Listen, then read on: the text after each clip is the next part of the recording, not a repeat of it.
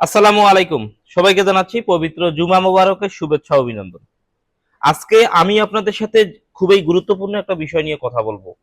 সেটা হচ্ছে যে আপনারা অনেকে আমাকে জিজ্ঞাসা করছেন, যেদিন আমি আপনাদেরকে দেখাইছিলাম যে 65 দিনের ভিতরে আমার ষাঁড় গরুর পরিবর্তন।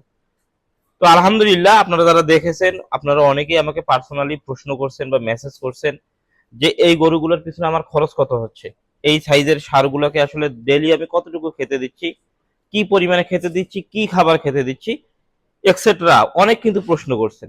তো আজকের ভিডিওতে আমি চেষ্টা করব এক একটা সারের পিছনে এখন পর্যন্ত আমার খরচ কত হয়েছে এবং আমি কি খাবার দিচ্ছি এটা আমি আপনাদের সাথে শেয়ার করব।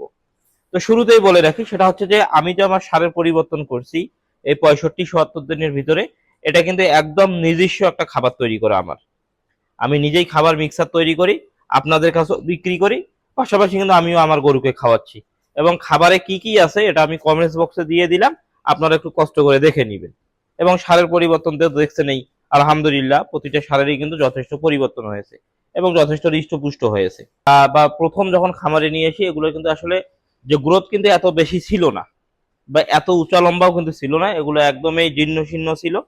বা গত ভিডিও যারা দেখছেন আপনারা তো জানেনই যে একদম জীর্ণ শীর্ণ ছিল, এরকম কিন্তু মোটেও ছিল না। তো 1 মাস আমি যেটা করছিলাম সেটা হচ্ছে যে সকালে 1 কেজি বিকালে 1 কেজি খাওয়াইছিলাম। তো আমি আপনাদেরকে একটু হিসাবটা দেই, আপনারা হিসাবটা নেন। এরপরে আপনারা চাইলে, আসলে আমি আমার খাবারের উপর ভিত্তি করে কিন্তু আপনাদেরকে বলতেছি, আপনাদের খাবার কিরকম সেটা আমি জানি না। তবে আমার খাবার বা আমি আমার খাবার তৈরি করে যেভাবে পরিবর্তন করছি এটাই শেয়ার করতেছি। আমি কিন্তু 30 দিন যেটা করছিলাম যে সকালে 1 কেজি বিকালে 1 কেজি করে খাওয়াইছি। আমি একটা গরুর হিসাব দিচ্ছি, বাকিটা আপনি হিসাব মিলাই নেবেন। তাহলে সকালে 1 কেজি বিকালে 1 কেজি 2 কেজি যদি দেই, তাহলে হচ্ছে আমার 1 মাস গেছে 60 কেজি খাবার।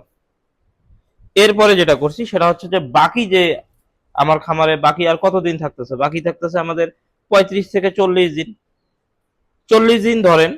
তো 40 দিন আমি যেটা করছি, ওই 40 দিন আমি খাওয়াইছি 2.5, মানে 2.5 কেজি করে ডেইলি। 2.5 কেজি সকাল এবং বিকাল মিলে সারকে আমি 2 বেলায় খাওয়াইছি 2.5 কেজি। তো 2.5 ইন্টু, আমরা হিসাবটা বের করি, 2.5 ইন্টু এদিকে হচ্ছে আমাদের 40 দিন, এখানে হচ্ছে 100 কেজি যোগ। আর আমি শুরুর প্রথম মাসে খাওয়াইছিলাম 60 কেজি। এখন এই গরুগুলো আসলে আমি আরো কিছুদিন খামারে রাখবো, তো সবকিছু মিলে আরো আমি 40 কেজি ধরলাম। 40 কেজি, তো মোটামুটি 200 কেজি হচ্ছে। 200 কেজি খাবারের দাম হচ্ছে আমার কত, আমার 200 কেজি খাবারের দাম হচ্ছে 40 টাকা করে, হিসাব করলে 8,000 টাকা। এবং এই গরুর পিছনে যে খড়ের একটা খরচ থাকে, তো খড় মোটামুটি একটা খড় যদি আমরা 600 টাকা মন ধরি, আমাদের এদিকে 600 টাকা মন চলতেছে বর্তমান। 400 টাকা থেকে 600 টাকা মন চলতেছে। একটা গরুর ক্ষেত্রে যদি আমরা 4 মন করে খড় ধরি, বাকি ধরেন কৃমি মুক্তকরণ অমুক তমুক সবকিছু মিলে এক্সেট্রা মিলে একটা গরুর পিছনে ধরলাম 3,000।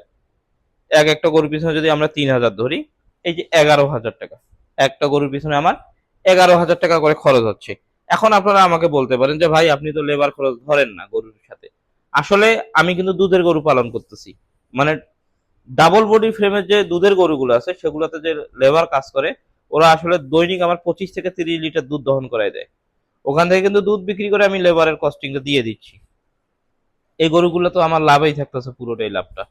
তো আলহামদুলিল্লাহ, এখন আমি এটা বলতে পারি এই গরুগুলো যদি আমি হাটে উঠাই, এটাকে যদি উঠাই বা এটাকে যদি উঠাই, এগুলা কিন্তু আমার 80+ হয়ে যাবে। একটা গরুর দাম 80,000 টাকা প্লাস হবে।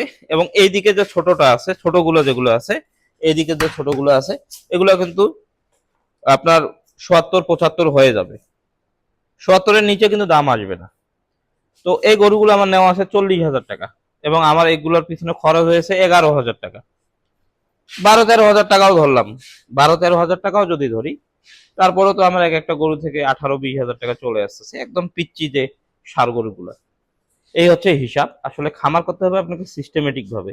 এজন্য বারবার একটা কথা বলি, সেটা হচ্ছে যে শুধুমাত্র যে সার পালন করবেন সেটা না, শুধুমাত্র যে হাড্ডি গাভী পালন করবেন সেটাও না, সিস্টেমে সিস্টেমে বের করতে হবে। যদি আজকে আমার ওইরকম ধরনের সুপার ডাবল বডি ফ্রেমের দুধের ফ্রিজিয়ান যদি গরুগুলো না থাকতো, হাড্ডি গাভীগুলো না থাকতো, তাহলে কিন্তু এই একটা গরুর পিছনে কিন্তু আমাকে আবার 3,000 করে অ্যাড করার লাগতো লেবার খরচ হিসাবে, বা 2,000 টাকা অ্যাড করার লাগতো, কিন্তু সেটা এখন আমার লাগতেছে না।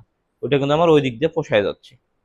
তো তো আজকের ভিডিওটা এই পর্যন্তই। সবাই ভালো থাকেন, সুস্থ থাকেন এবং ভিডিওগুলো একটু শেয়ার করবেন। ধন্যবাদ। আসসালামু আলাইকুম।